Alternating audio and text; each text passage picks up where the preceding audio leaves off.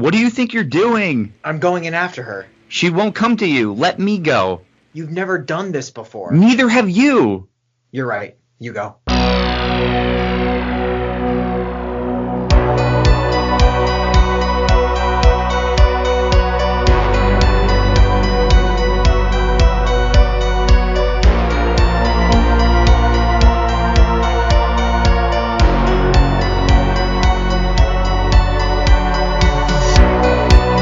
Hello and welcome to the final podcast, the last podcast you will ever listen to. We are the creators of the Spooky Pit, the innovators of the Passion Bump, and we take you down the darkest rabbit holes of all things horror. Welcome, spooky bitches. We review horror movies and comedy. We are your final bros, Brian Hotboy LaCrosta and Shane Pop Smith. And we are joined today, as always, by our Scream Queen, Jen, the producer. Rocking a classic and a cursed film, apparently. I'm very cursed film. We talked about this before, but we might as well bring it up on the podcast. The two daughters in this movie both tragically died after the filming of... One of them died after the filming of the first one, and the other died after the filming of the second one. We'll just go into it. The younger daughter, Karl, she died of a disease. She had flu-like symptoms, was transported to a hospital, later died of cardiac arrest, I believe it was. Did we mention we were doing Poltergeist, though? Well, yeah. I mentioned it on the last episode. Okay. But we're doing the Poltergeist.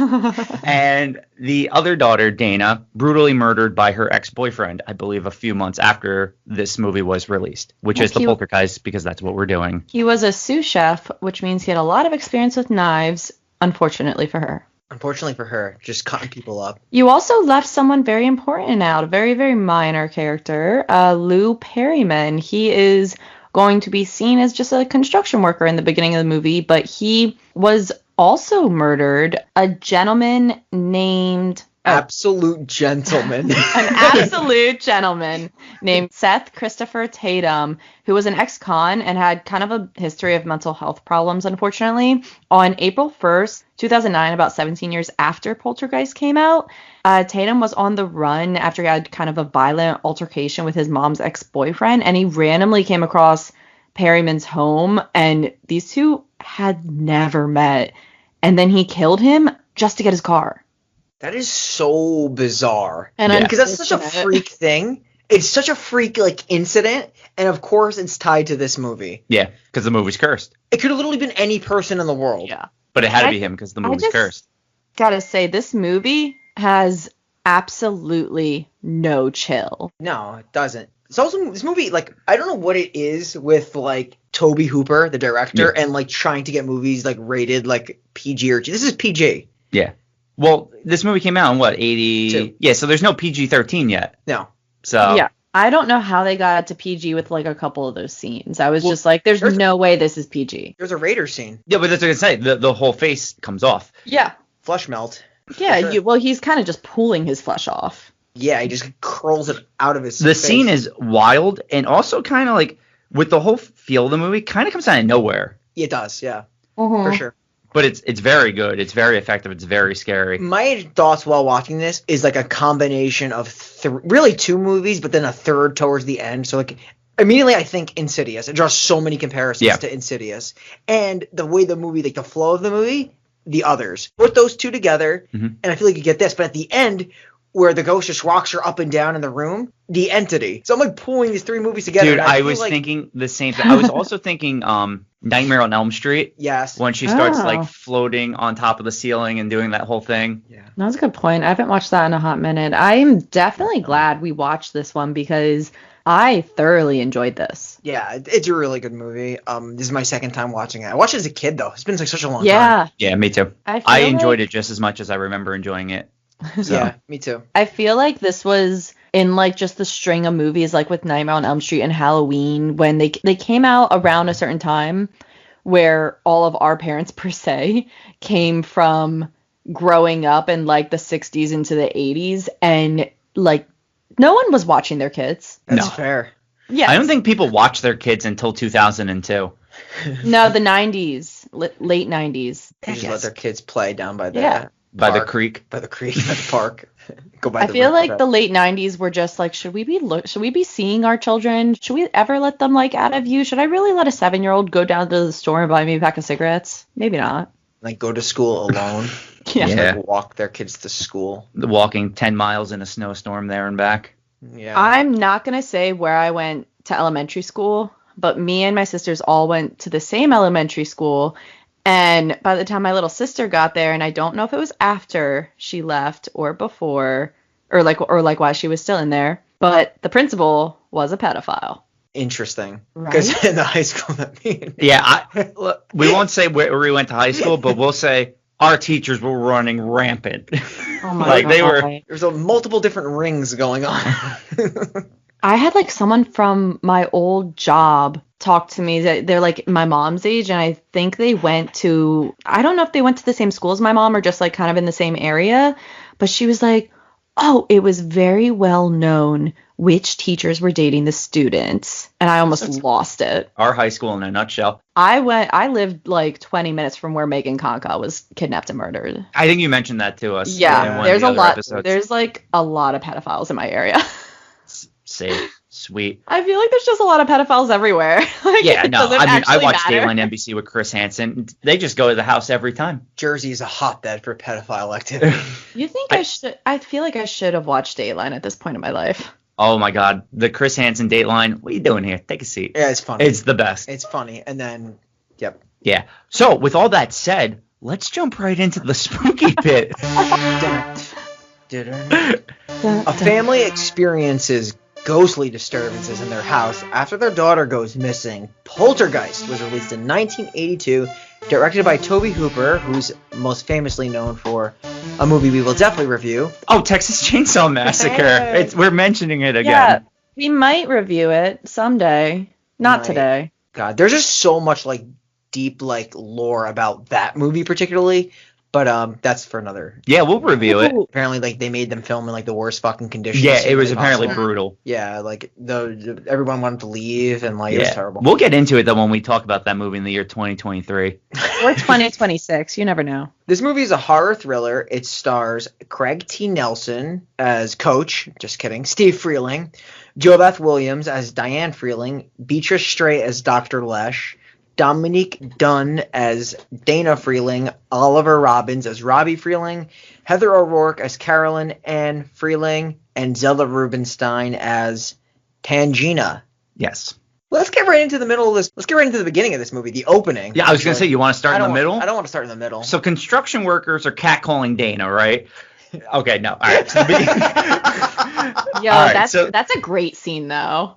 I love that scene. She's It great. was funny. It was funny. I love it. Oh, Okay. of course. So the beginning of this movie is we see a man sleeping in a very nice chair watching a static. Is this static TV or is there actually something on this one? It's a static TV. You get like a backdrop of old Americana with the Star Spangled Banner playing on there. It's a nice score, and a dog continues to prove why they're more trouble than they're worth. This is why you have cats and I have dogs. I'm not even a dog hater. I just No. added it in there. Yeah. Just love Shane. dogs. Shane is definitely a dog. We hater. had this conversation. Love dogs, just not German Shepherds. But this dog, great dog. I actually do love the dog in this What movie. is this? Is this like a golden? I think it's a Golden golden retriever. Yeah, that's what It's a I golden thought. retriever. So this dog, super cool, introduces us to every single person in the movie.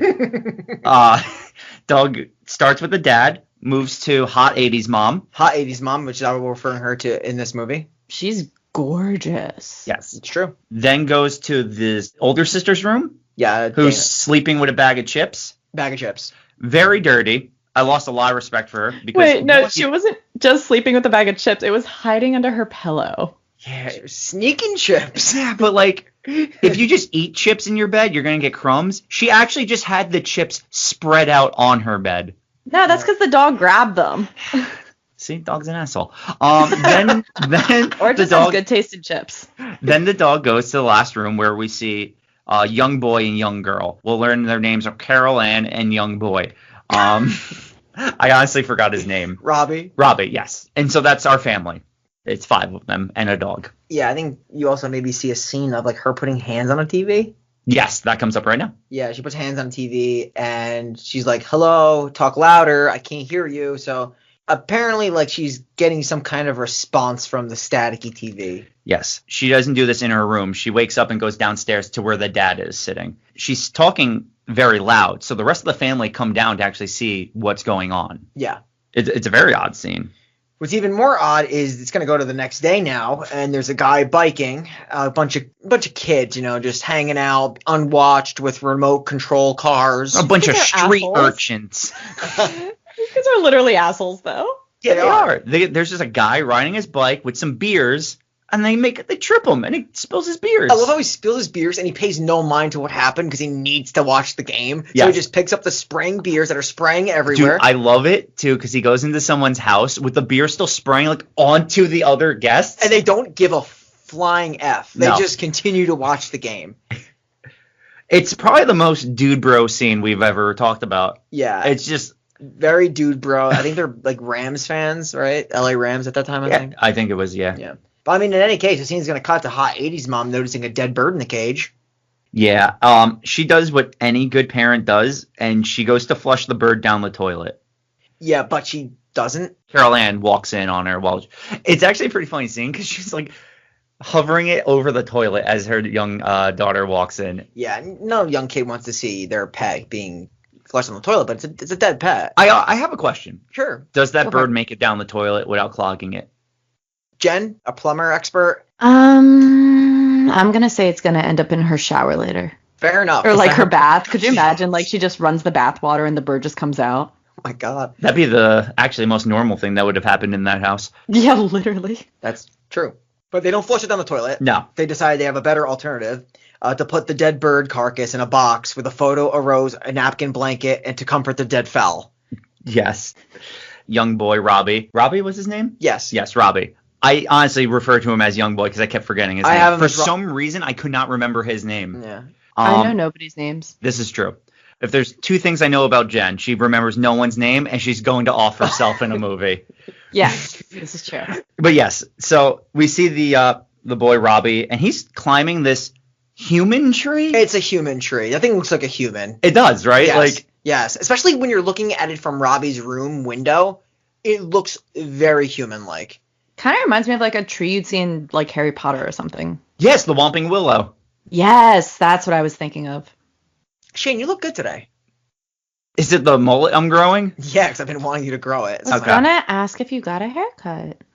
I haven't gotten a haircut. I actually don't remember the last time I've gotten a haircut. I mean, I keep saying it, like the mullet is coming back, and people need to really rep it. Mhm. And I think Miley you are- Cyrus has a mullet. Yeah, I think it looks great too. I don't know. I always thought Miley Cyrus was attractive. Always. Oh, I thought she's gorgeous. Yeah. She Don't also Shane- sounds like an 80-year-old smoker. And I'm kind of Yeah. into it. Not gonna lie, it's kind of hot. It is. I think it's hot. I mean, I like Miley Cyrus. I'm calling it like I see it. I think you should dress up like Miley Cyrus for Halloween. Yes. I mean, it wouldn't be the weirdest thing I've done for Halloween. We were Perfect. once bugs. You already have the mullet. It's already set. Oh, man. Okay, so let's get back to bird burials.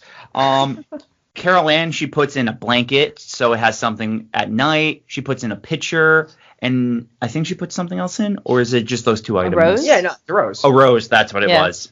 And then we cut to them burying it in the backyard. Yeah, and outside, Robbie decides there's nothing that matters more than climbing the human tree. Mm-hmm. Carol says a few prayers for the bird, and she's already moved past that.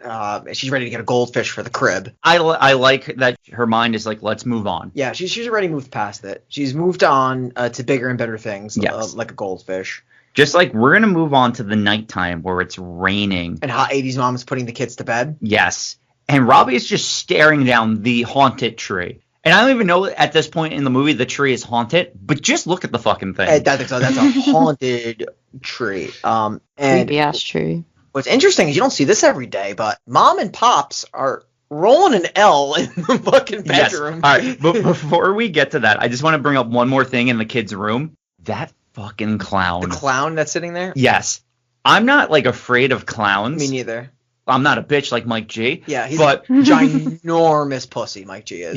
yes, huge pussy, hates clowns. So I'm not that guy, but this clown is terrifying. It is. Why would you want this in your room ever? It's just like the way it's positioned too, on a chair, sitting down, staring directly at them while they sleep. Yeah, like what the fuck? But now, Brian, our resident rolling expert, tell us about the dad and the mom in the bedroom. Yeah, they roll a blunt. Actually, she rolls the blunt. Yeah. He's too busy reading about Ronald Reagan and Reaganomics. I love it. But she starts giving a little bit of background about sleepwalking. She thinks that the daughter sleepwalking, Carol Ann, could be genetic because she used to sleepwalk when she was, I think, 10 years old. Mm-hmm. The father, he gets up on the bed, right? Because he's like talking about diving into. Oh yeah, he starts to show us like how he would dive. This is Coach. And he knows how to dive. I'll be honest, he has not only a great chest but impeccable form. No, I could see him beating like Phelps in a race in a swimming pool. We're talking about Coach here. I know. That's what I'm saying. We're talking about Coach. Mr. Incredible for crying out loud. Can I just say that the clown puppet used in this film, I'm just reading now, is on display at Planet Hollywood and Caesar's Palace in Las Vegas? Really? In a restaurant? Yeah. That's a restaurant I don't want to go to. It's a chain. Planet Hollywood is a chain, right? It is. Yeah, but it's at the one in Las Vegas specifically. To think I want to go there. Oh, so that's like at a hot Planet Hollywood. Yeah. So that's like, the equivalent, I guess, to like Hard Rock at like AC. Yes. Right? Probably. Yeah. We got to put that on our stop to see that clown with our horror movie tour that we're going to do a road trip of. 100%. We've been talking about Vegas for like a while. We would have already went if it wasn't for COVID. It's true. There's no shows going on, is there? I don't think so. I don't think so, which is why I don't want to go to Vegas until like we could get the full Vegas experience. Yeah. The full Vegas experience. Let's not get carried away. Jen, I think you know what I'll be paying for. Watching Shane get lap dance and fuck some girl. We have to get an array of food if we're going to do this. Like, we have to have like a smorgasbord so we're relaxed and happy while he's relaxed and happy. I'm not going to be relaxed and happy. Jen, it's going to be the most tense situation of my life. I think Jen wants to join in on the watching as well. This is sick. You guys are sick. We're all watchers here.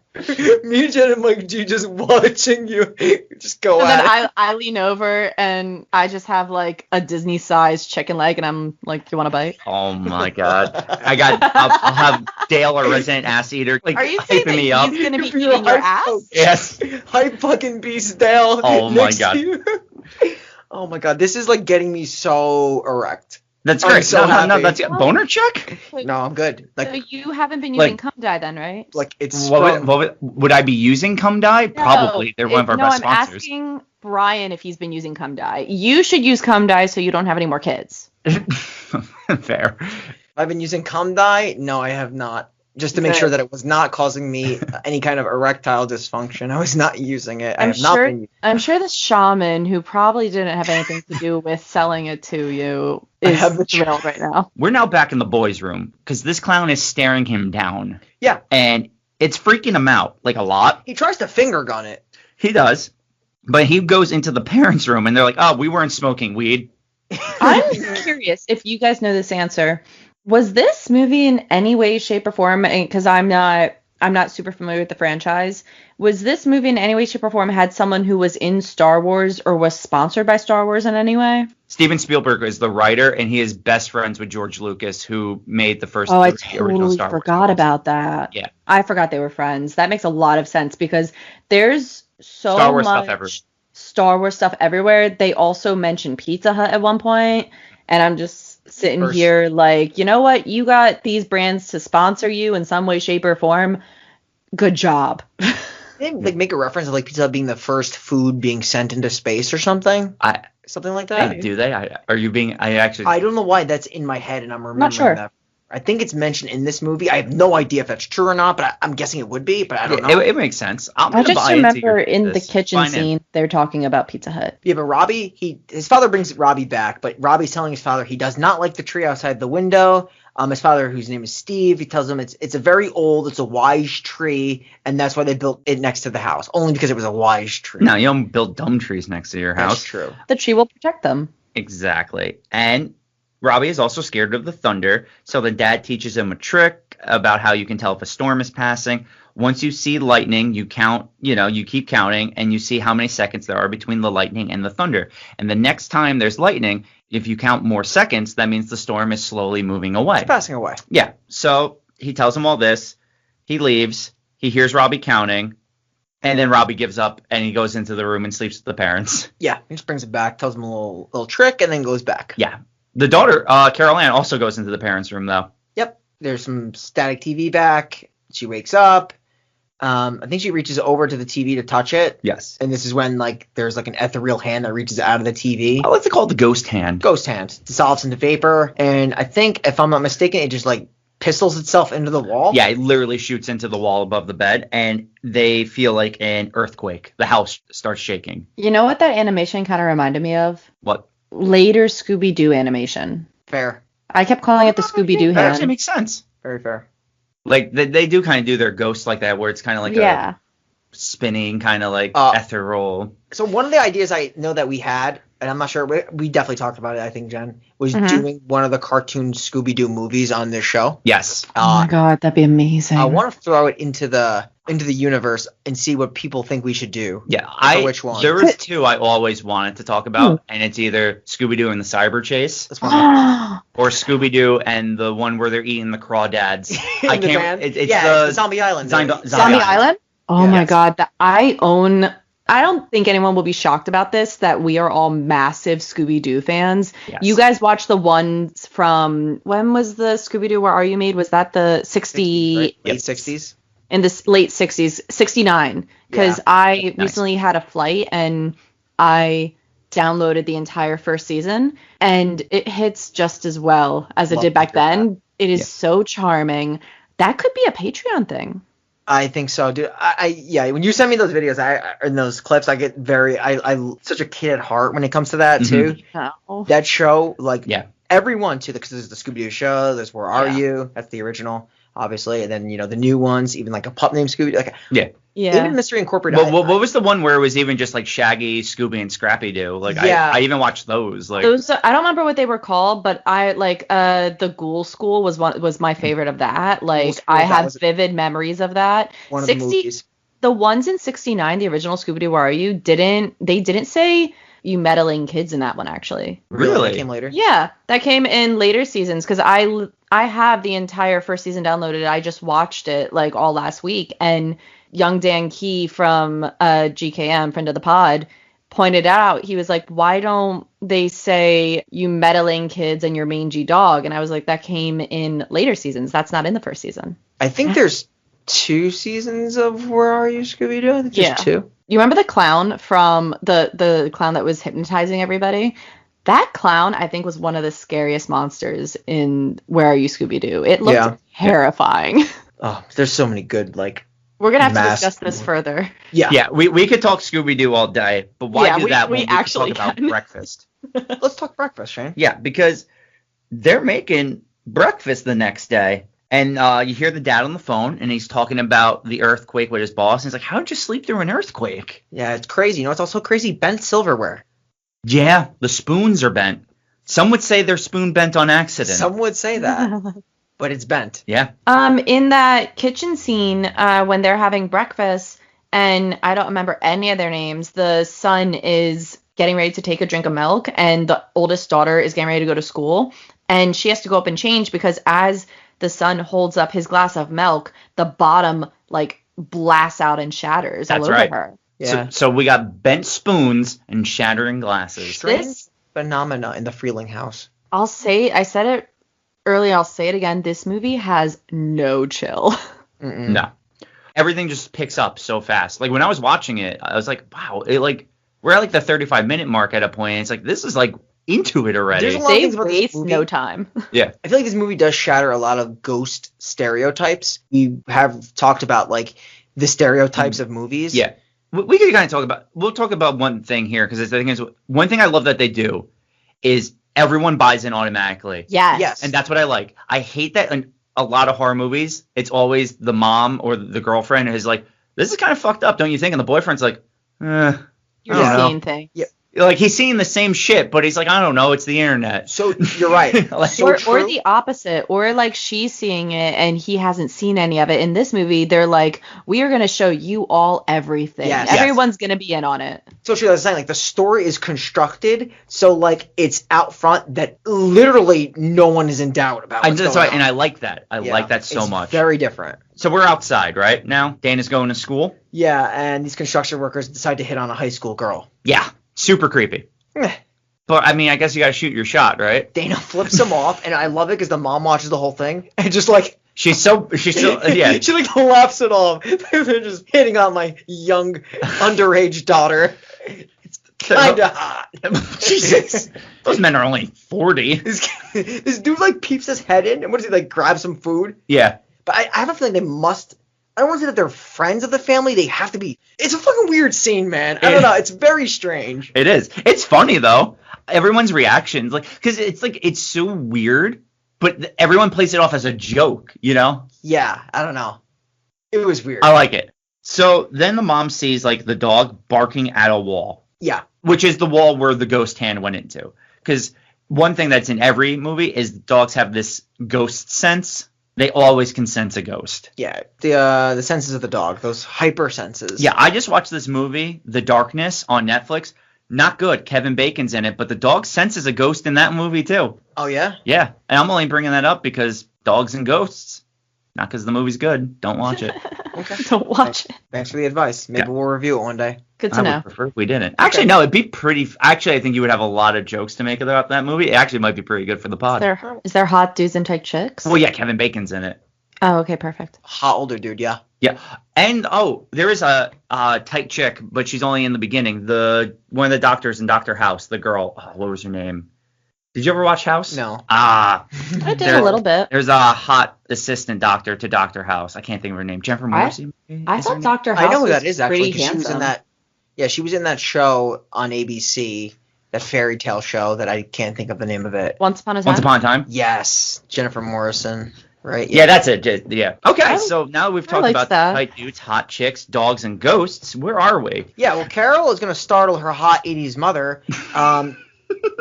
The mother's going to tell her daughter, it's like, I told you not to pull the chairs out. So she fixes the chairs, and the chairs just like appear on top of the fucking table. Yo, that was the best. Yep. They were just like, you want to bet? Then Carol Ann says to her mother, "It's the TV people." Yep, the TV people. And she's a believer now. Something's up. Yeah. So now we cut back to the dad, and this is where we see he's a hell of a salesman. He is, you'll find out later on, he is not only this guy is a killer salesman. Yeah. And we see him selling a house. Doesn't really matter. He gets back home. Instantly, the mother, hot 80s mom, brings him into the kitchen, and she's like, you have to see this. And right away on the floor, you see all these like lines now that she's put in tape. And she sets a chair on the floor, and she's like, watch. And then you see the chair slide from one side of the kitchen to the other. And the dad is just mesmerized. He's by mesmerized, this. and she's like having the time of her life. Yes. She's like, this is the greatest thing ever. And I'd be terrified, but personally, I'd be terrified, but it's still a built-in slide to your kitchen, and you could technically slide across your room. What's that movie where the guy's just in like a white shirt and his underwear, and he like does that slide across the room? 14 cameras. Oh my shit. Risky Business? Yeah, you could literally risky business your kitchen like every day. Like that would be amazing. That would be nice. You gotta wax the floors though. I don't really think you have to with this. Depends on the floors. Yeah, unless you got ghost floors like Jen's saying here. So yeah, ghost floors. Take advantage of your ghost floors. Maybe they'll be our next sponsor, and just risky business your kitchen. Ghost floors. I think they even mention it though in this scene coming up, because the dad goes and inspects the chair, and then the mom puts a helmet on Carol Ann. Oh my god! And Carol Ann slides across. But I think the mom even says, because Carol Ann's like, that hurt a little. She's like, I gotta wax the floors a little more. Yeah, let me use my daughter in this experiment. And I love it. She also doesn't stop. Like Carol Ann, unlike the chair, keeps going, and the dad has to literally catch her. Yeah. Oh, at least the mom was safe and put a helmet on her. True. That makes it better. You're saying this makes her a bad parent? I'm not saying it makes her kind of irresponsible. Like, this is a freak thing. I would never, like... I mean, maybe, but you can't say that you wouldn't at least try it. I would try it. A normal person probably, maybe wouldn't. not. Yeah. Maybe us, yes. I mean, like, you know what this thing... Like, at this point, do they think it's a ghost? Probably. She does. But you know what? Because there's also like that weird New Jersey shit where like, there's that gravity road thing where like your car goes backwards. It could be like one of those fault line situations where like just like there's some kind of directional pull, but like you can't explain the chair thing. No, you can't. So, yeah. You can't explain the daughter sliding across the room. No. I mean, But we're going to try to get an explanation, though, because the dad and the mom are going to go to the neighbor's house. Are they high when they do this? What? Are they high when they're doing this? Okay, that's what I was going to actually ask you guys. What is with the way they're acting, and what is with the goddamn mosquitoes? There's a ton of mosquitoes outside, and I love this family. So, am I just me, or did anybody love the neighbor's family?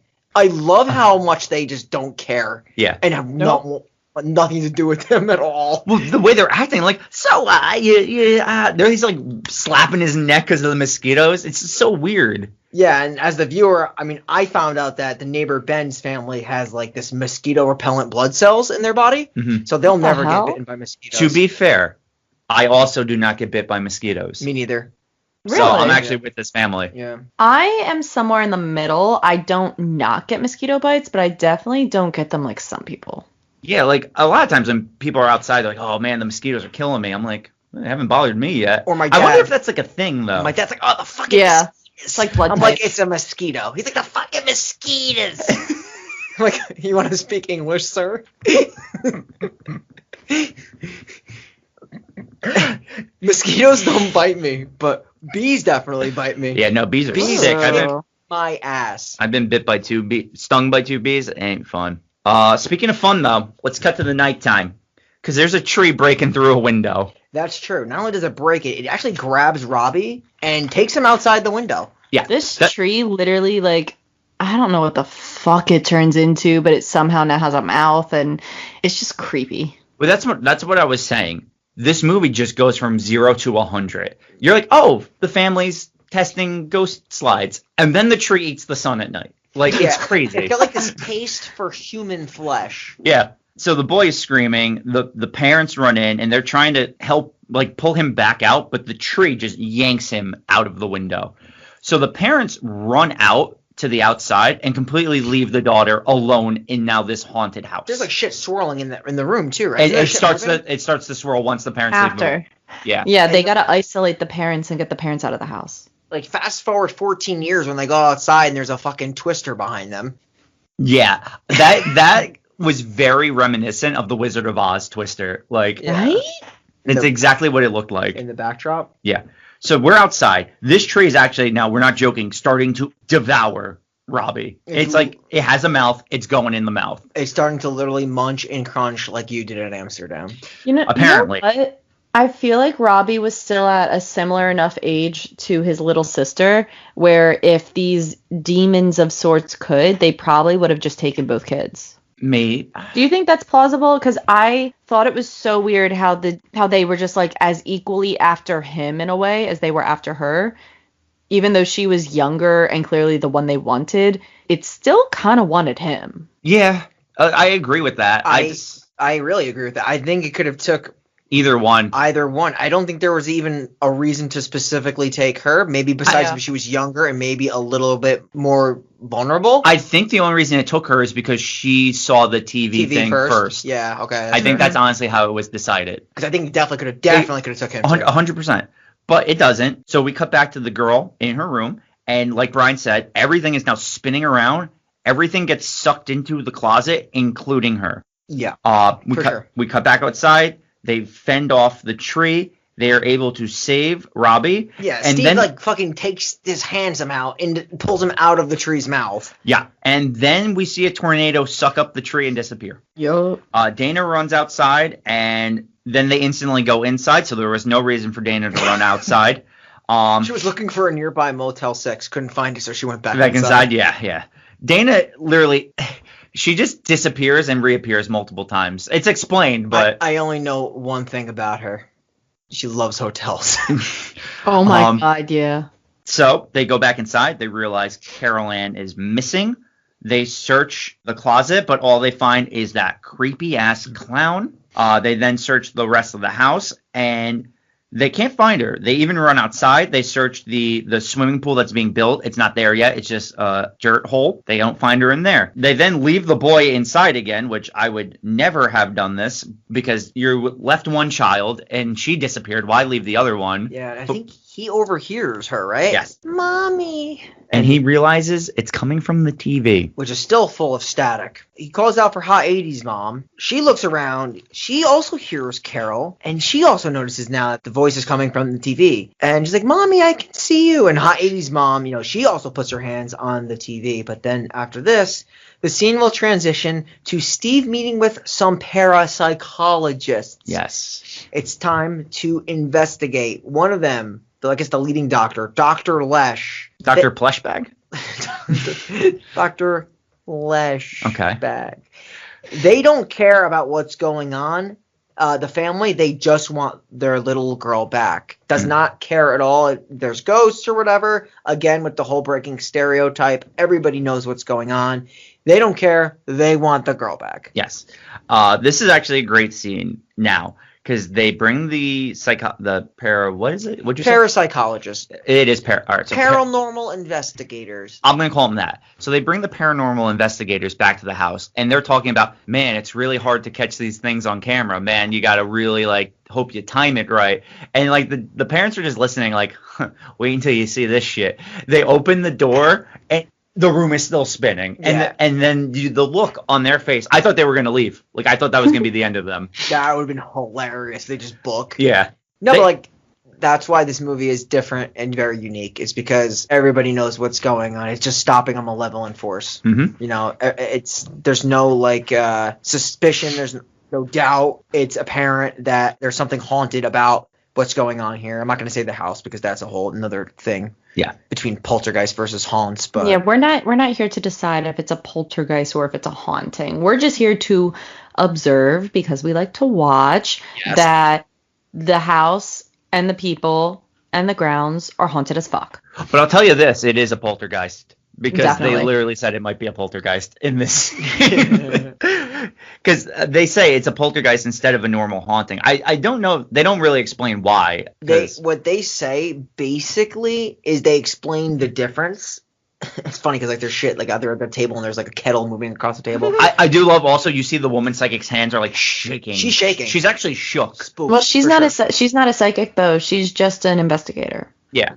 But that's also one of my favorite things about this movie, that they're just experiencing the haunting now, and something, the lights go and they're like, oh, don't worry, there'll be another one in a few minutes. It comes in pairs. And then something moves across the table and then all this is happening and they're just like, what the fuck? Yeah. And as this movie goes on, I'm like, okay, Dr. Lush isn't here, so this is obviously Dr. Lin Shaye. And then you have Craig T. Nelson, who slowly becomes Patrick Wilson in Insidious. He looks like him more and more with every fucking scene. You're right. He really does. I'm like, dude, this guy's morphing into Patrick Wilson. Not only that, I'm waiting. You'll eventually find out there's a malevolent force. So there's going to be a red lipstick face demon. That I'm joking about. But there could be. Choose one of any skeleton. There's some serious comparisons you could make. But in any case, they're explaining the difference between a poltergeist and a haunt, where a haunt is where the area is pretty much being terrorized by ghosts. Poltergeist is when a ghost kind of clings to a person. Yeah. That's the difference. Because they're clinging to Carol Ann. And they're much shorter in time than a haunt. Could take years to, I guess, cleanse or get rid of, which actually makes the mom more nervous because then she realizes she probably has less time to get her daughter back. Correct. They then go into the living room where the mom calls Carol Ann for the parapsychologists to, hear her actually speak. As she does this, the dog comes in and barks and kind of stands on its hind legs. So the dog also senses that these spirits are here now. And this is when Carol Ann says hello to her mom and dad. Yeah. Hello, daddy. Hello, mommy. Like you said, she's like, where are you, mommy? I can't find you. And Hot 80s Mom says, we're hot home. We're hot home because I'm hot and I'm an 80s mom.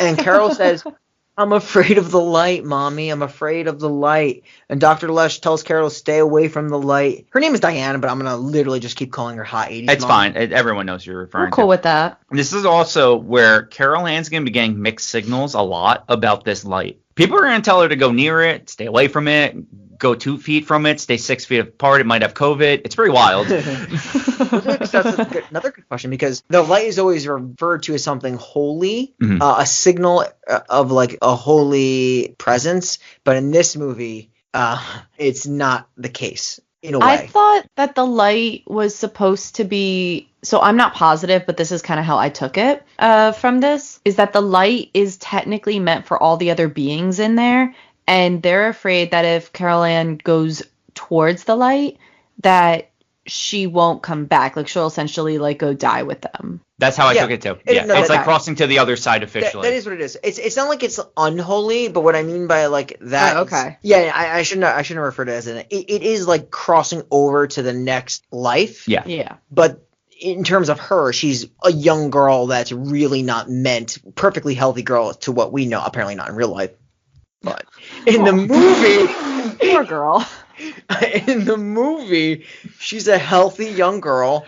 That obviously not supposed to be in the position that she's in. So it's more of like not viewed as holy. But yeah, technically it is passing over. Yes. Yeah, Yes. so they essentially just don't want her to die. Yes, basically. Like the light means death. Yeah. But for the other beings, like you said, it's a good death. It's a good death. It's a good death. It's them pass. But essentially, they're using her as a guiding force to get to the light. Mm-hmm. So we learn in this scene that basically this like portal opens on the ceiling and jewelry starts to fall through it. Like it's all like dusty and it's like a dirty. Cameo and like a watch and shit. Yeah. Then Carol Ann says she's also here with other people. She cries to her mom for help. And then her mom feels like the spirit of Carol Ann actually passed through her. Yes. She said, I felt her. I could smell her. I can taste her. Yeah. She doesn't actually say that. She just says smell. I know. But the smell is so strong, everybody smells The it. construction workers might have said that. I mean, you're not... Did we pass that scene? Oh, yeah. Yeah. We should have talked about that scene. That was such a good scene. No, we did talk about it. We dropped a note about it. We dropped a note, but we didn't talk about the dance she did. Oh, wait. What? What dance? The dance the older daughter did, she basically did like a, what's that called? Where she flips them off. Yeah, but she basically did it Macarena style, which was fun. Yeah, that's true. Yeah, she did do the Macarena. And her mom watches her do this, and she's just like, that's my girl. Now, I know this is going to sound weird, but how would you describe when the force of the daughter kind of flows through her? When you describe her reaction to that orgasm? I know that's what you were going for. Because that's what it looked like, Shane. And all right. So this is the thing. You're not wrong. Thank you. I mean, that's just like. I mean, I've never had a spirit pass through me. So you know what I thought she was going to do after that, directly after? I thought when Carol Ann passed through her, I thought she was like running from something. And I thought directly after that, the evil spirit was going to do the exact same thing. And we were going to elicit the exact opposite reaction. That would have been interesting, actually. And that did not happen because I didn't remember what was going to happen right there. And I was like, oh, I wonder if that's going to happen. And then it didn't. And I was wrong. But like from the vantage point of what I saw, it was a nice scene. It was pleasant. But I'm just going off of her reaction to it. Hot 80s mom looks like she just got finished off by Coach. Well, no, Coach, actually, he's just worried about getting his family out of the house. Because he says that he's like, we just got to get out of here. So the parapsychics discuss what they need to do. So why are you calling them psychics? Well, didn't you say they're parapsychics? Parapsychologists. That's the same shit, shit, they're isn't it? paranormal investigators. I think that they mentioned they're parapsychologists though in the college, but maybe not all of them because there's a few of them, right? There are investigators. I think I don't know if it's her or Dr. Casey. One of them is a doctor. Woman. Yeah, she's Dr. Lesh, and there's Dr. Casey, and then there's Ryan. I don't know if Ryan's a doctor. I don't know. We'll call him Dr. Ryan. We'll just say all three of them are doctors just for the hell of it at this point. Yeah, whatever. Sure, why not? Yeah. One of them Whatever. So 2 guys and a girl, they're discussing how to solve this problem. Like how they're going to get this poltergeist out of the house. The entire family now sleeps in the living room together, except Dana, who says she couldn't stay in this house any longer, so she's going to stay with friends. Yep. Goodbye, Dana. In quotations, friends. Goodbye forever. Yeah. Until the end of the movie. The mom and Dr. Lesh then share a drink and discuss the situation. They definitely share a drink. Dr. Lesh is a fun time with a little booze in her. She starts talking about proto-humans throwing rocks and stuff. It's a good time. Our sponsor for today's show is the Star Stealer 5 XXX 10 Toss. This sucker is essentially a constellation vacuum. I am so pleased to talk about this brand new product. You remember those days you dreamed of the final frontier, space? You know, the place we only dreamed of we'd one day go that was invented by Elon Musk? We'd look through our telescopes and look at the stars, the belts, the comets, when it was Comet Day. You'd bring your date to the park to look at an open sky while you buried your face in her sweet 18-year-old pussy in your beat-up Corsica where you couldn't drive 10 feet without the exhaust pipe hitting the ground. I forgot where I was going. Oh yeah, the constellations are super cool. You got the Big Dipper, the Little Dipper, the Bull, the Twins. So many cool things you're taught you will never get to have in your life until now. With the Star Stealer 5 XXX 10 Toss, you'll be able to snag these constellations right out of the sky. All you have to do is take this grapple hook, aim it right at one of these constellations several light years away, and shoot. This thing will fly up there at the speed of light, made of the strongest rope and metal hooks on the market, to strike through the troposphere and into Musk's bedroom to latch onto a constellation and drag it all the way down. This product is insanely cheap too. For the low price of your entire savings account, you can have your own constellation that can burn up in your house. Looking for a warranty? Don't bother, because the Star Stealer 5 XXX 10 Toss doesn't come with one. You don't need it, because although it has limited test runs, it's guaranteed to work, they think. At the very least, you're getting a cool grappling hook. But no, pretty sure this thing will grab stars for you. Invest in this now, because I heard everyone's doing it. Using the promo code ThatOne'sMine, you can't have it, you doublehead. You can get another Star Stealer 5 XXX 10 Toss for a loved one. 2 star guns for the price of one entire savings account, regardless of the capital in there. Buy this thing. Don't be a poor slob like your deadbeat parents. Back to the program. I mean, is this thing even good? I can't tell. Robbie asks if he can die so he can go visit his sister. That's a theory. It's a theory. He also says, like, something about his grandpa dying, and, like, he didn't see his soul leave his body, and they discuss the soul as more of a, you don't see it. It's like a, I can't think of the words they use to describe it, really. Yeah, I mean, it's just like you pass on. Like, the soul's not something like you visit. It's not a physical entity. But she explains that when you die, there's a wonderful light that's very warm and approachable. And you will find all the answers you're looking for. When you walk towards that light, it becomes a part of you forever. Yes. She also mentions that some people die, but sometimes these people don't even know that they've gone. They resist going into the light, no matter how bad it wants them. And they watch those around them, you know, and experience very bad feelings. They're kind of like lost and watching other people live their lives because they've not gone into the light. And sometimes people get lost on their way towards the light. So at this point, Dr. Casey, he's going to leave his night post. He's going to go to the kitchen, grab a little grub. Yeah, he grabs a meat. It's a slab. It's just a slab of meat. Yeah. And this slab of meat happens to be bursting with tumors and maggots. Tumors and maggots. So is the chicken wing that he drops from his mouth. That's so disgusting. Yeah, no, this is just all gross. The slab of meat also initially just starts crawling as if it's a slug. Yeah. Yeah, it literally just slides across. Yeah. The sliding slab. It doesn't even just slide. It like inches, like it does that slug thing where the middle of it goes up and then the body goes like an inchworm. It's just so gross. What a slab of meat. Yeah. Speaking of slabs of meat, he then goes to the bathroom and he just starts pulling the meat off of his face. Nice segue, dude. But you're right. Very cool practical effects here.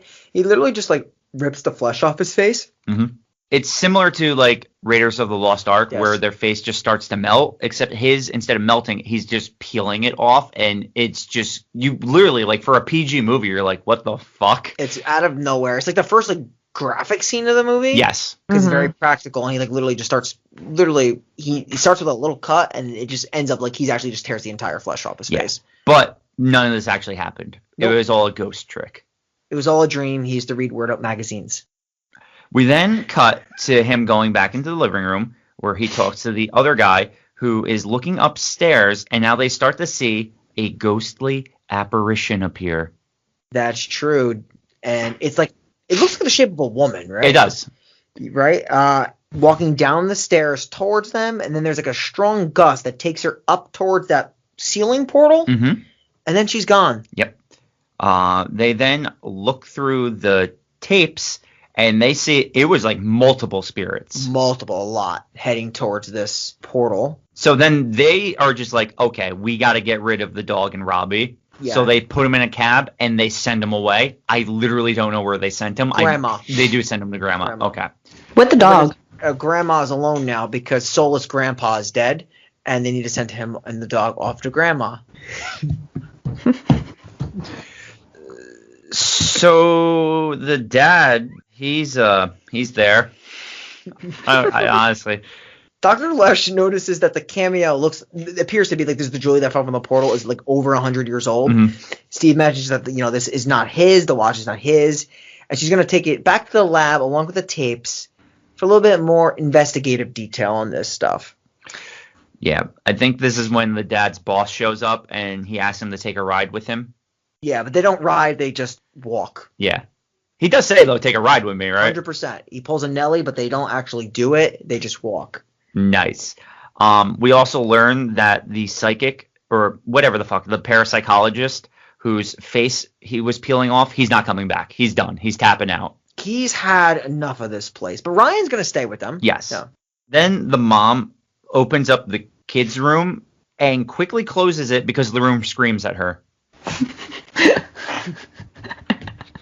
That was a good scene. So we cut to the dad and his boss. Teague, I think his name is. What was his name? I think it's Teague.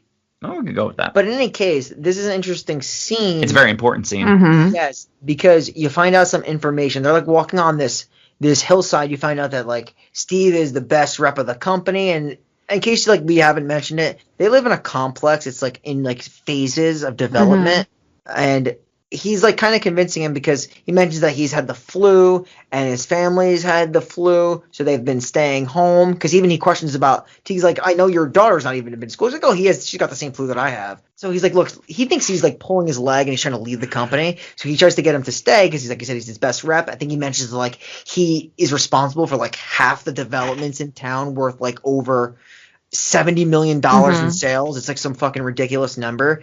And he offers him a house on the hill. And the dad just like, but like people are looking this way and on this hillside, we would ruin their view. He's like, but you get to look down. And then he's like, you can do that. And he's like, okay. And then he notices there's a cemetery behind him. And he's like, oh, we'll just move the cemetery. It's no problem. You know what? It can be done like this. He's like, as a matter of fact, we moved the cemetery that used to be over by your house in 76. Yeah. So they're just moving cemeteries. And if you pay like super close attention, there's also a tree in this cemetery that mirrors the tree that tried to swallow their son. Interesting. I actually didn't notice that. I didn't notice that either, but that is a good catch. He also mentions, he's like, don't worry, it's not an Indian burial ground, as if like burying on any burial ground is okay. Yeah. No, but to be fair, Indian burial grounds come with curses. And if there's something we know about white people, they're afraid of curses. Yeah, but if there's also something we know about white people is when they die, they can be vindictive. Thank you, fucking Native American in Parks and Recreation. Oh my god. I forgot It's about one of the that. best lines of all time. And they hate curses in Matchbox 20. Fucking great show. I forgot about Parks and Rec. Thank you for reminding me of Amazing, that. yeah. The dad looks freaked out, like in all seriousness, learning that he is living on a former cemetery. Yeah. So we cut back to the house and we introduce A Toad person. Yeah, so Toad woman. Tiny woman. She's like one of my favorite characters, She's honestly. a medium, right? She's Yeah, a psychic. she's literally a medium. She is a psychic in defense. She's not a medium-sized person, but she's a medium. No, exactly. She's definitely not a medium-sized person. She looks like a frog. I thought she was a thumb. She was something. She was a spectacle. But she's good at what she does. She is great at her job. Yeah. So she asks, and also to that point, she really commands a room, this woman. No, she does. She's a presence. For sure. She was my favorite character in this. She's a great character. There's no doubt. Great character. Or animal, maybe. She's amphibious. Yikes. That would be great, though. She could breathe underwater at that point. True. I mean, they got to look at the benefits. I love your mullet. Thank you. So, yeah. She is asking like why this door is locked, and they explain like this is kind of where the kids were stolen. The one kid was stolen. The dad, though, there's a scene where the dad doesn't believe that she is a psychic, like she says. So she calls. He's downstairs. She's upstairs. She calls and asks him a question, and he doesn't answer because he's answering her in his mind. Yeah. And she asks the question again, and he actually answers her this time. Yeah, he answers her, and then he whispers to like Dr. Lush that he tried to, tell her with his mind she couldn't hear him, so she's a fraud. But then she's like, she interrupts this when Steve says this, and she kind of completes his thought by saying that she didn't respond because she doesn't like trick questions. Yeah. Which is pretty badass. So obviously she's the real deal. Yeah. So she has everyone gather into the living room again, and she says that the dead are attracted to Carol Ann because they're attracted to her life force. It's essentially what they long to have again. They miss being alive, and that's why they're attracted to her. It makes her different from them. It gives off a light that implies like life and memory and love, like I guess the sense of home and earthly pleasures, something that they cannot have. And she's a distraction from the light that has come for them. Yes. You know what that reminds me of? That reminds me of the ghosts and the demons and all the entities from Insidious. Yes. Yeah, it's essentially the same thing. When I was watching this, I'm like, dude, this movie, I feel like Insidious took so many, like, we're not to say took, but like was heavily inspired by this movie. Yeah. In terms of like the missing kid, in terms of the malevolent being that's around the kid. Because essentially Carol Ann is in the further.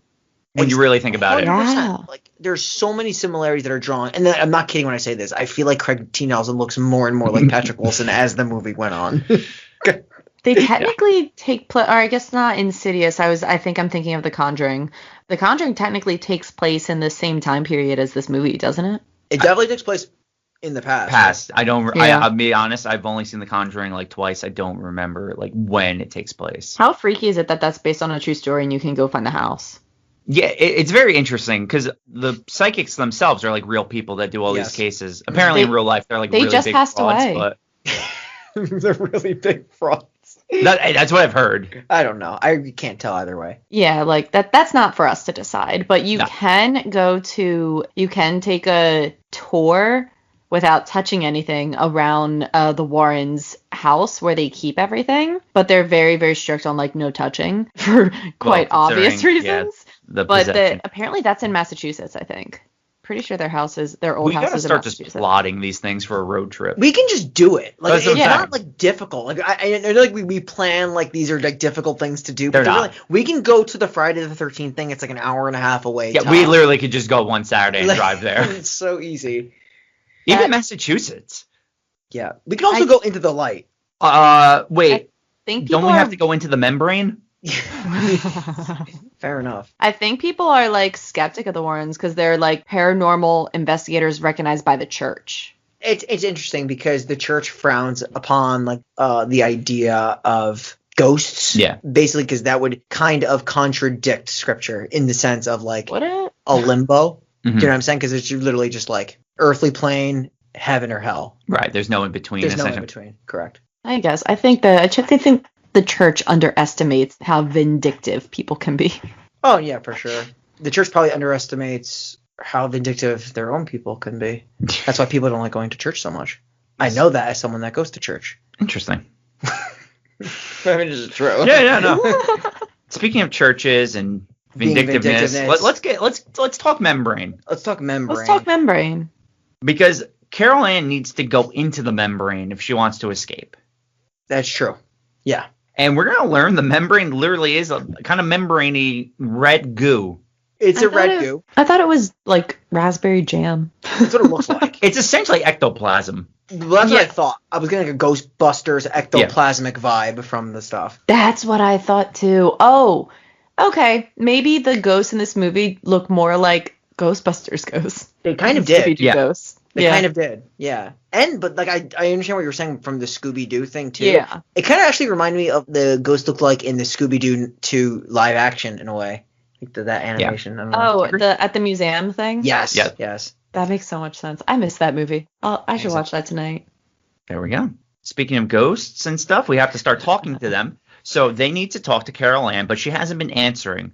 So Toad Woman tells the dad that he has to sound angry. He has to sound cross with her. Tell her you're going to give her a spanking. He's like, I never hit my daughter. I'll never hit my daughter. Bitch, I will fucking hit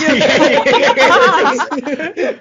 But he's doing it out of love because she literally answers. And this is where the mom tells Carol Ann, now it is time to run to the light, which contradicts the previous things they've been saying. So now they open the kids' room and they see a portal in the closet. Literally, this is a portal. They then throw a tennis ball in it to see if it comes out of the other entrance of the portal, which is downstairs in the ceiling. So they throw tennis ball 1. Ryan catches it and is covered in the red ectoplasm. He says, I got it. They throw tennis ball 2 through the closet door, comes out through the ceiling. And we know that these are, because they did mark them with a 1 and a 2, we know that these are the same tennis balls. Yes. So they now have connected that you can go through portal A, the closet, and come out portal B, the ceiling fan. So now is the time to decide who is going to go into the closet portal. And Tangina's kind of ready to go. Yeah. Until the mom's like, she's like, let me go. She knows me. It's me that needs to go through this. Because she's like, you've never done this. And then she's like, well, you've never done this. And then fair point. Yeah, she's like, all right, yeah, you know what? You're right. You do this. But it makes sense, though, because the daughter would respond more to the mother and not a strange-looking frog. It's true, because the daughter would have no clue who this is. She actually might just think it's a demon. She kind of looks like a weird version of Ursula from The Little Mermaid. Oh my God, you're right. Right, like the fucking like hair in the bun. You're not wrong. You're just not wrong.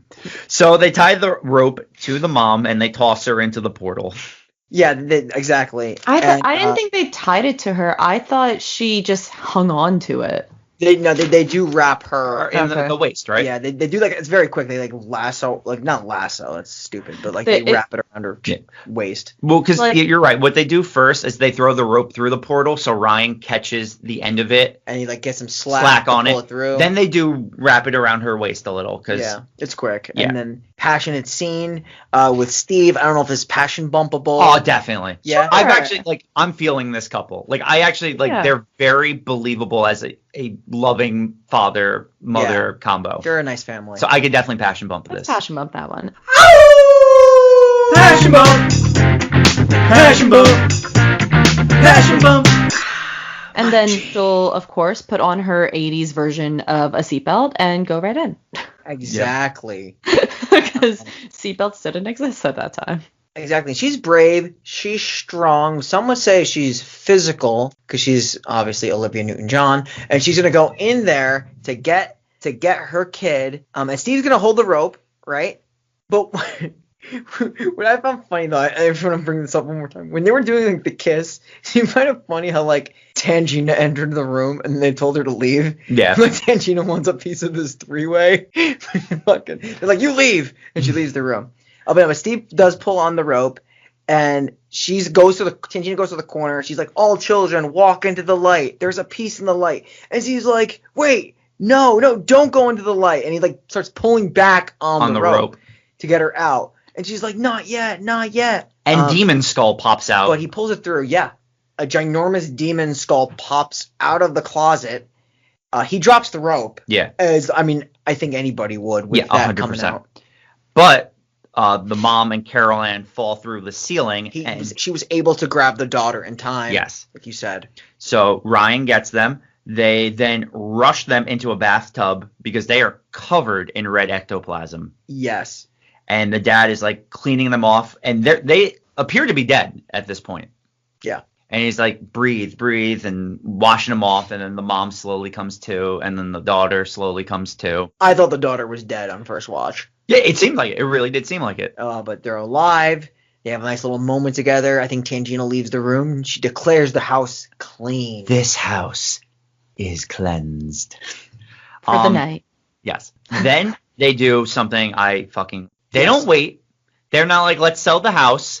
They're leaving. And I love it because I hate when people stick around. True. The only problem is they got to just wait a little longer because the father has to go to work and then he'll come back. But I don't think they plan on spending the night. The mother has a couple of streaks of gray hair. Mm-hmm. Is that because she went through? That's what I took it as. Because she never had those up until going into the portal. Yes. The Frankenstein hair looks awesome. So the dad has gone to the office to get his stuff. and the mom goes to take a nice bath. Robbie and Carol Ann are now sleeping in their beds. The children. Yes. But the boy wakes up and realizes the clown is no longer in the chair. In these upcoming scenes, if you pay attention, because there's a scene like in the bathroom because the mom's taking a bath and everything, when she gets out and she's blow drying their hair right before shit goes down, you can actually see family photos behind her. And in the family photos, Carol Ann's photo changes in the picture of family photos and turns all demonic. Really? Yep.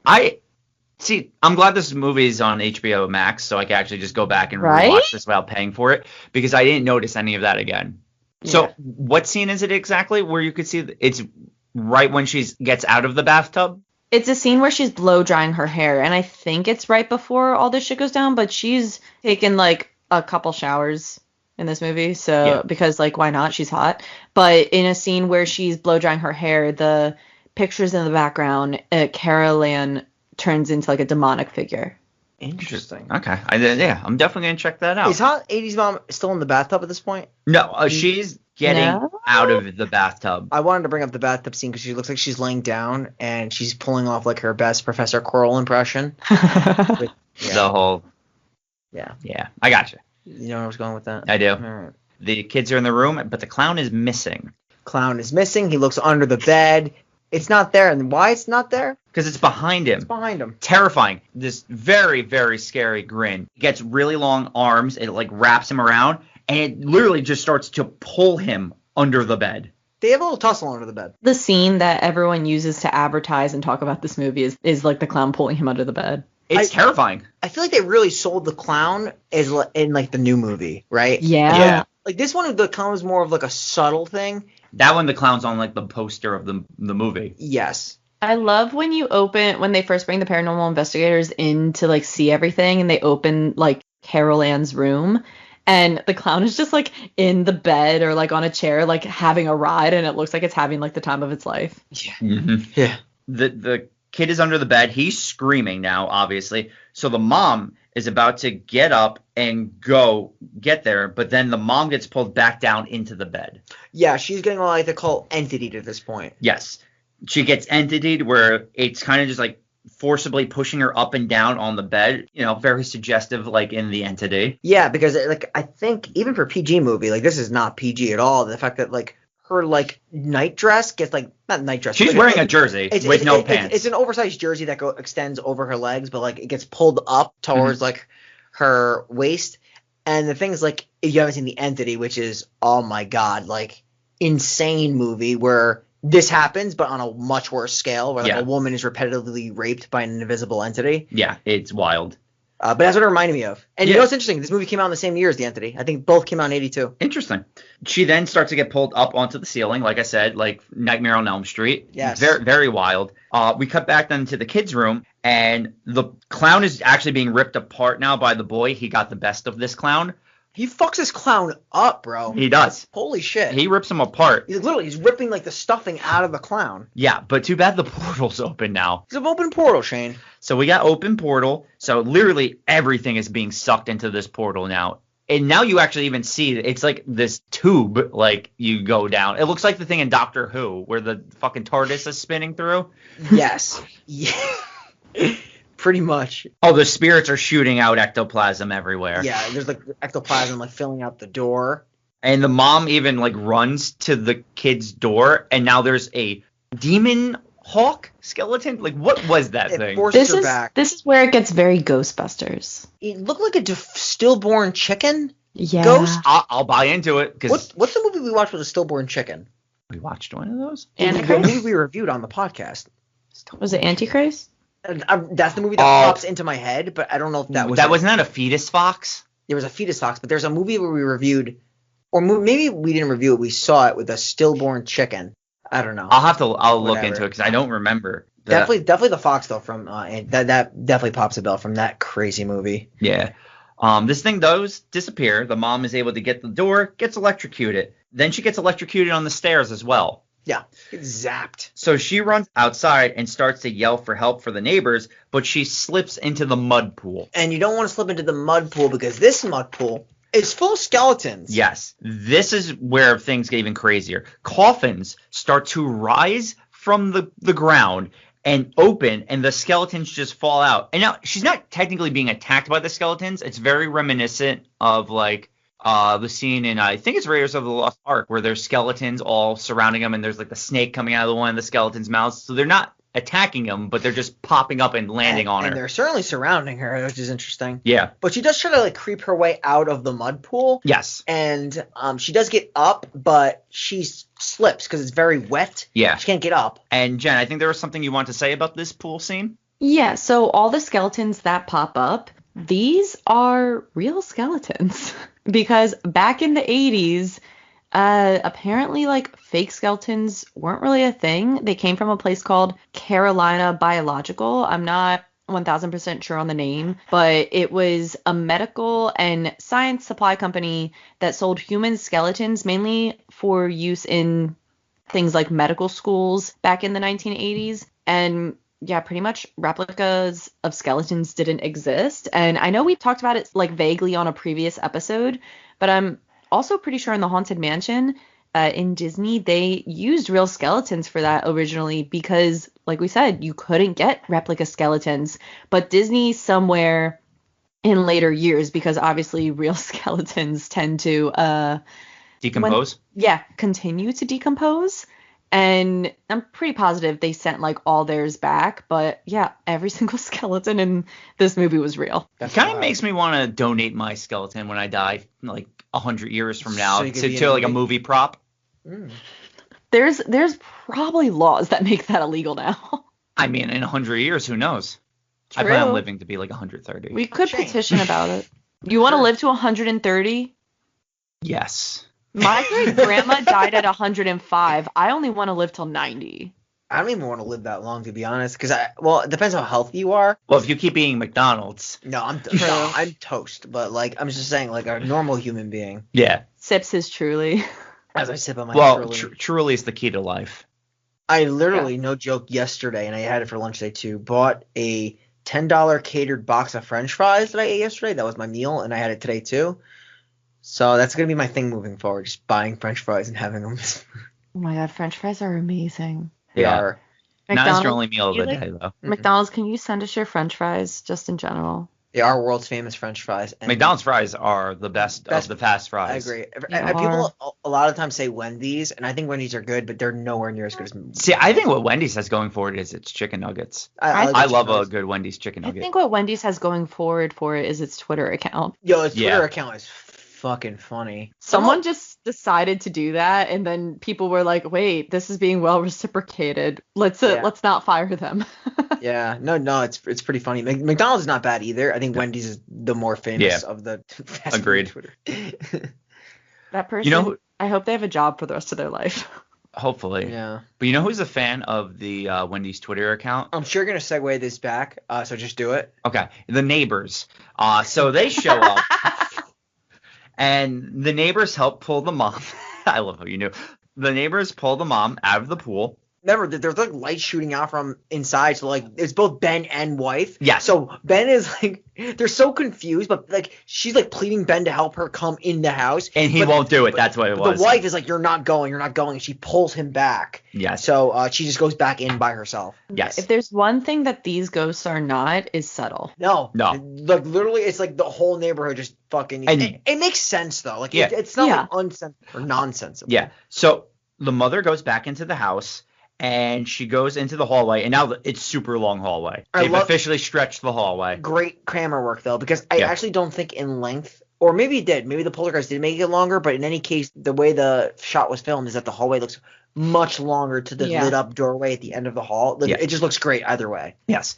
She runs into there. She bursts through the door, and she almost gets sucked right into the portal because she doesn't realize it's open. Yeah, so she's hanging on by the door. The kids are holding on by the bed frames. Correct. Both kids. They're all like kind of holding onto each other and trying to pull themselves And this is when the tongue-like out of the thing- room. I mean, Yeah, this is when the tongue-like thing from the gaping hole starts creeping towards them. yes. So she tries to extend her hand to grab onto Robbie, And after a little while, it takes a little long, but he does eventually get to hold her hand and grabs her. She's like, grab onto your sister's hand. He's able to grab onto her hand. And this is like some fucking freakish strength by her to like pull them both with the force that's pulling her out of the room with her. That's that mom adrenaline just pumping through. 100%. She gets everyone out.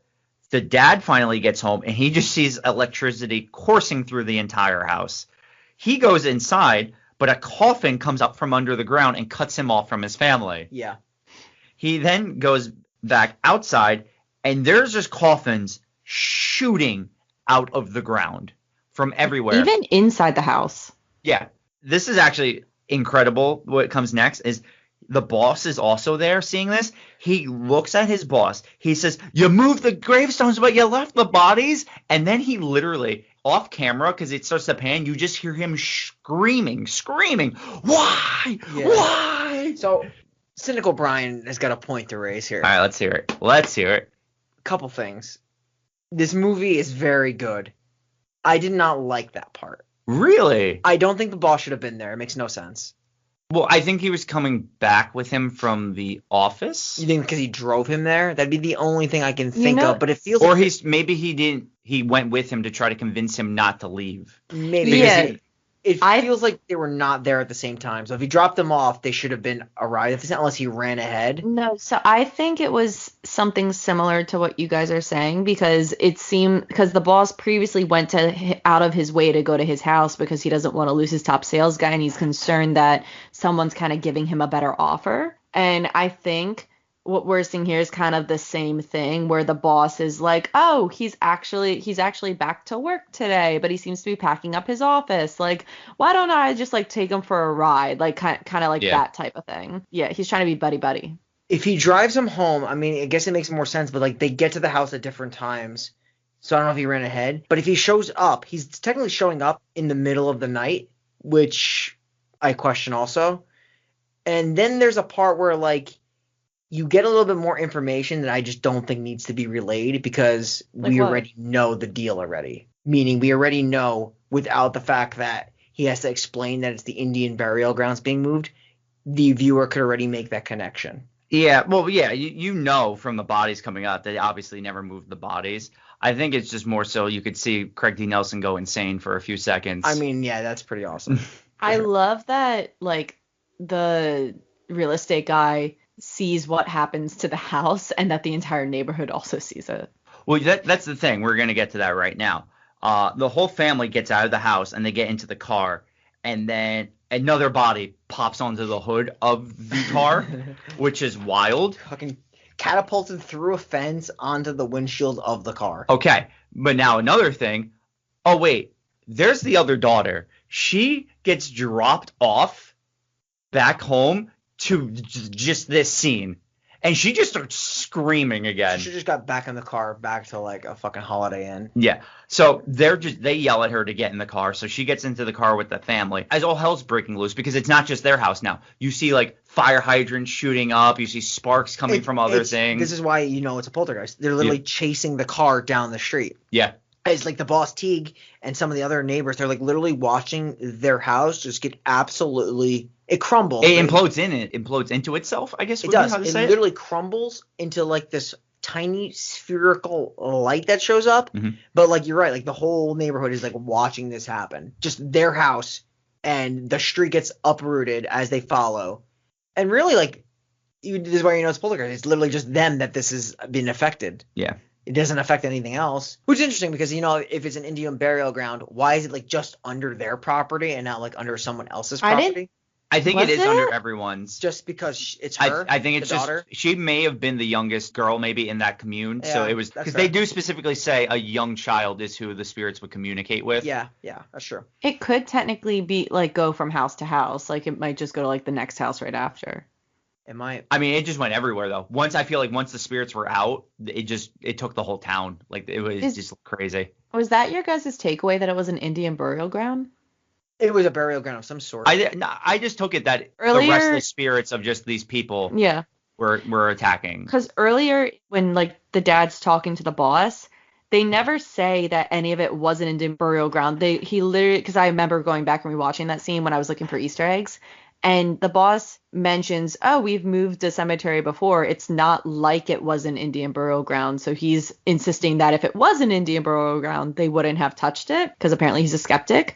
But I guess he kind of just says that there was like a graveyard there and they just moved the headstones. That's the thing. I'm assuming they didn't move the bodies because they figured since it wasn't Native Americans, they wouldn't be haunted. Fucking trope. Yeah. Literally, the potential curse. Well, that's the thing. Assumption of the curse. Yeah, they're talking movie tropes in real life. Yeah.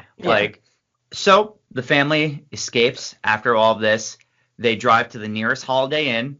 Dana's happy. Yeah, it's actually we've come full circle. I actually love the last shot of this movie. They go into their room and Craig T. Nelson pushes the TV out of the room. They close the door. End of movie. That is Poltergeist, and I loved it. Yeah, never seen the remake. Me either. Heard bad things, but I gotta watch it. I've heard bad things from one of our most recent guests. I've unfortunately seen the remake. Not good? So, spoiler for anyone who hasn't watched it. It's been out for a while. If you haven't watched it by now and you don't like spoilers too fucking bad, I don't know. Not for 6 years, So the mom goes in to get her daughter, and I'm pretty positive, from what I could be wrong because I haven't watched it in a while. I watched it once and had no desire to do it again. That the son is the one that goes in the remake to get the daughter, and the clown's in it way more. And they just honestly, I feel like they adapted the movie to modern horror tropes, like with the dolls and like all that stuff. I really don't remember much else from the movie. Those are the really only two things I remember, because I obviously didn't pay attention. I wouldn't have paid attention either. I don't like remakes for the most part. No, they heavily marketed the dolls, like you said. I remembered like the commercial trailer that came out, like for the movie, like the doll was like a major focus, and like the doll was not really a major focus in this movie. It was always there in the background, and then it has its one scary moment, and that's it. Yeah, that's all it needed.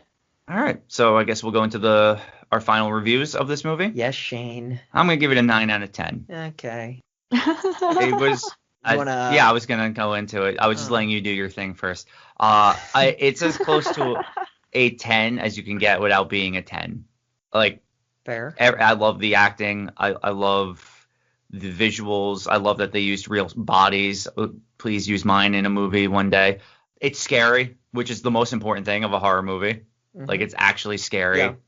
Yeah, I mean, I don't know. It's just gonna be me praising it. So, and I feel like you're gonna hit a lot of the same points I'm gonna hit. So I'll just let you take it. 9 out of 10.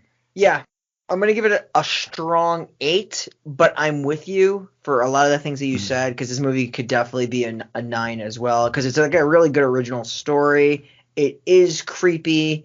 I was really like taken off guard because the movie has such an interesting feel, because it's like a family like story, and then it gets scary at times. Like it kind of changes its vibe, but like overall it's like such a complete from beginning to end story, and it's moving, it's gripping, and there's times where like it literally, like you said, goes from 0 to 100 in terms of like thrill. And I love the idea how it shatters like modern, or even like not even modern, but like previous horror tropes, but that still exists today, of like, oh, this is the way ghost stories have to go, where like no one believes the person that originally saw it.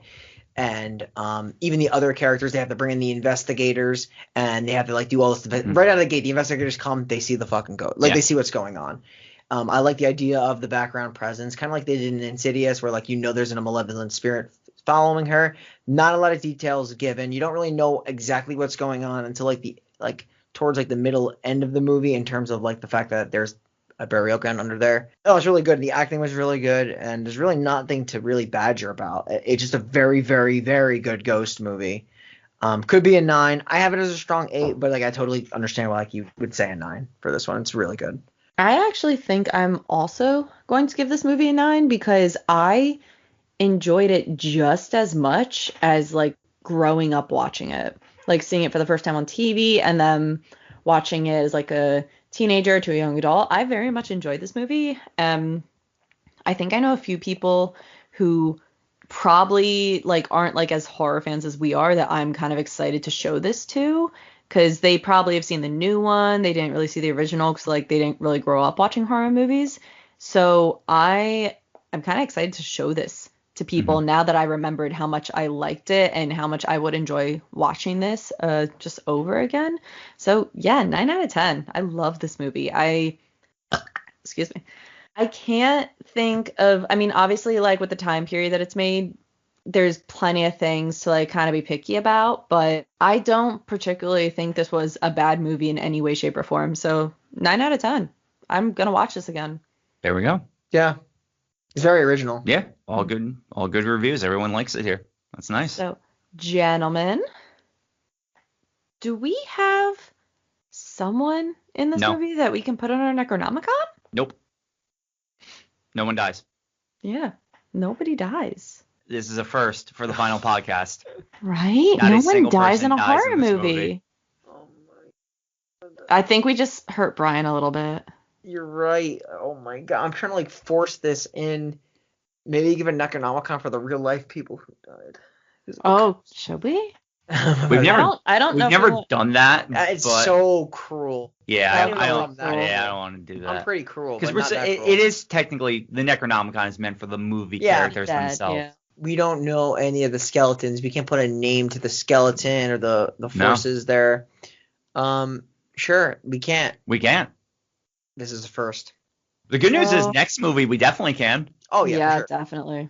And I know exactly who I'm giving it to because it's fucking hilarious. I hope it's the same person I want to give it to. All right, we apologize to all of the spooky bitches. There's no eulogy prepared or to be read tonight, but you are in luck because we will definitely have one next episode. Yes. So I will say it right now. We are reviewing the 2020 movie Becky. Yeah. This was excellent movie. So like I was so late to watch, like, because of COVID, like all these like 2020 like really big releases. Like I know Invisible Man was one of them that we reviewed that I was happy because it was you seen it, but I didn't see it. Yeah. And this was another one, and so was Freaky. Freaky was another one that we just watched kind of like late, and we got to review them. And I know that we're gonna try to make it not a priority, but more of a focus to review like a new movie, like at least like once a month. Yeah, and by new movie we mean something that's come out between like 2017 and now. Yeah, for sure. But yeah, Becky is one of them. It was a movie when I saw it. I saw Kevin James playing the villain, his first ever dramatic role. So I was just like, wow, I need to like watch this, especially because he plays like a neo-Nazi. Yeah. So I was just like, I gotta see how this works. And I like when there's an unconventional protagonist, it's being like this 13-year-old girl against a neo-Nazi. So I'm like, I'm kind of sold. Yeah. I did exactly what I did with every other movie that you guys present to me that I've never seen before. I didn't even watch the trailer with this one, and I am super excited to talk about it. Cool. Yeah. So, with all that said, we are the final podcast signing off, and we will see you next week at the Neo-Nazi Summer Vacation.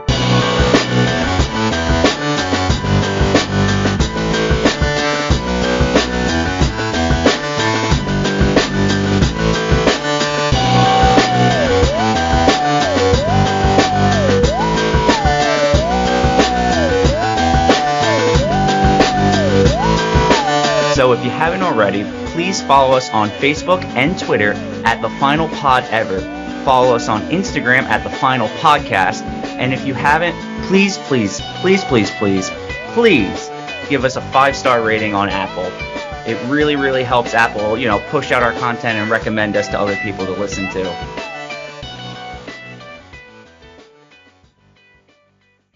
For the Brotherhood.